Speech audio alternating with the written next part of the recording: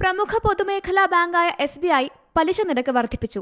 MCLR അധിഷ്ഠിത പലിശ നിരക്കാണ് വർദ്ധിപ്പിച്ചത്. 10 ബേസിക് പോയിന്റിന്റെ വർധനയാണ് വരുത്തിയത്. പുതുക്കിയ നിരക്ക് കഴിഞ്ഞ ദിവസം പ്രാബല്യത്തിൽ വന്നു.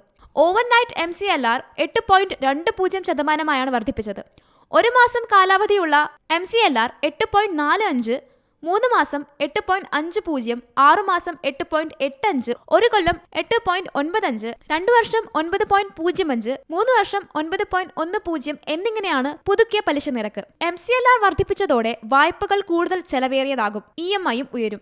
MCLR അടിസ്ഥാനപരമായി ഒരു ബാങ്കിന് വായ്പയിൽ നിന്ന് ഈടാക്കാവുന്ന ഏറ്റവും കുറഞ്ഞ പലിശ നിരക്കാണ്.